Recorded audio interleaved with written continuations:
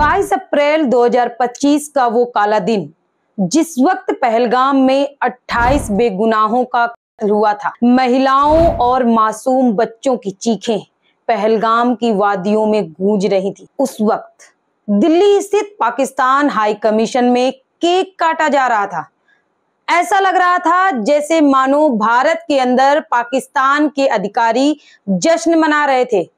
और तब ये सवाल उठा था कि आखिर पाकिस्तान हाई कमीशन में ये केक किस बात पर कट रहा है। एक बार ये सवाल फिर से उठा है क्योंकि उस वक्त पाकिस्तान एम्बेसी में जो शख्स केक लेकर जा रहा था, उसी गद्दार के साथ यूट्यूबर ज्योति मल्होत्रा की तस्वीर वायरल हो रही है। और जब ये तस्वीर सामने आई तो एक बार फिर से ये सवाल उठा कि क्या ये महज एक इत्तेफाक है या फिर ज्योति भी इस जश्न का हिस्सा थी।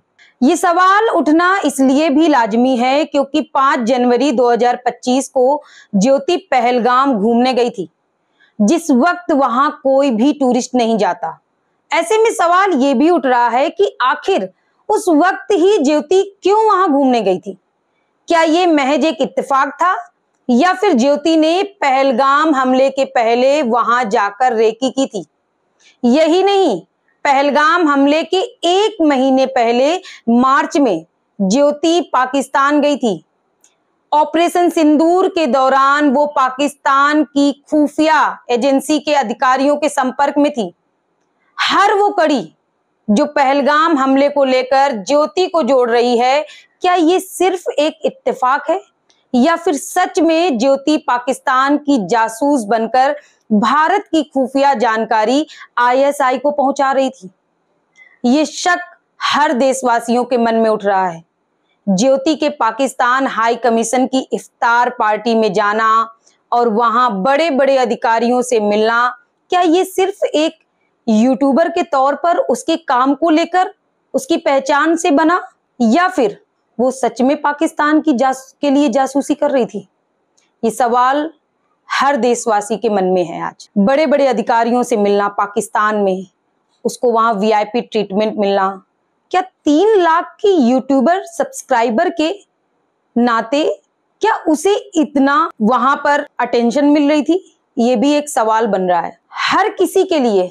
क्या ये मुमकिन हो सकता है किसी के जो भी यूट्यूबर हैं, क्या वो जो अगर 3 लाख उनके फॉलोवर्स हैं, क्या ये मुमकिन है कि वो भी पाकिस्तान जैसे देश के बड़े बड़े अधिकारियों से मिल सके। मुमकिन तभी हो सकता है जब उनके कोई भीतरी कनेक्शन हो। ये सवाल हर किसी के मन में उठ रहा है क्योंकि आज की तारीख में हर दूसरे यूट्यूबर के 3 से 4 लाख सब्सक्राइबर हैं। तो क्या ये हर किसी के लिए उतना ही मुमकिन है कि वो इस तरह पाकिस्तान के बड़े अधिकारियों के संपर्क में आ सकता है या फिर ज्योति मल्होत्रा सच में पाकिस्तान की जासूस के तौर पर काम कर रही थी और ISI का हैंडलर दानिश उसे हनी ट्रैप में फंसाकर उससे देश की संवेदनशील जानकारियां ले रहा था। पिछले 3 सालों में 3 बार पाकिस्तान घूमने जाना, ISI से जुड़े लोगों के साथ तस्वीरें होना, भारत के बॉर्डर से सटे देशों जैसे चीन, बांग्लादेश,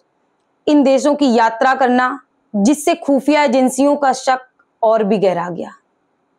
ज्योति के इस तरह की यात्राओं से ही खुफिया एजेंसियों का शक गहराया, जिसके बाद ज्योति को हिरासत में लेकर अभी फिलहाल उससे 5 दिन की हिरासत में लेकर पूछताछ चल रही है।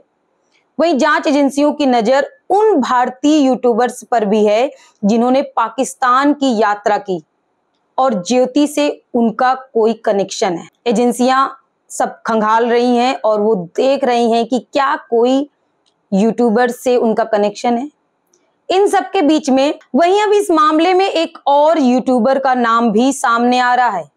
जी हाँ, यूट्यूबर नवाकर धनखड़, जो ज्योति के साथ इनकी तस्वीरें वायरल हो रही हैं, जिसके बाद अब पुलिस इनको भी जांच के घेरे में ले रही है।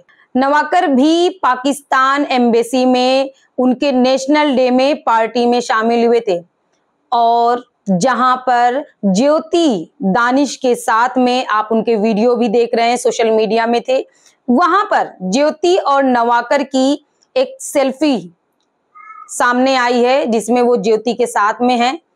ऐसे में अब सवाल ये भी हो रहा है कि क्या नवाकर भी इस पाकिस्तान की जासूसी के मामले में क्या उनका भी कोई कनेक्शन है, वो भी इस संदेह के घेरे में आ रहे हैं। और ये सवाल इसलिए भी उठ रहा है क्योंकि हाल ही में नवाकर भी पाकिस्तान यात्रा पर गए थे। ऐसे में ये शक और भी गहराता जा रहा है।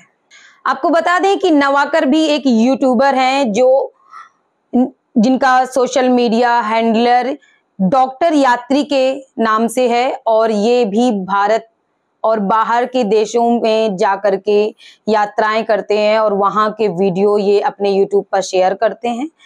तो अब इन पर भी एक्शन हो सकता है, इन पर भी जांच का शिकंजा कस सकता है। अगर आपको हमारी ये जानकारी सही लगी हो तो हमारे इस वीडियो को शेयर करें, हमारे चैनल को सब्सक्राइब करें। नमस्कार।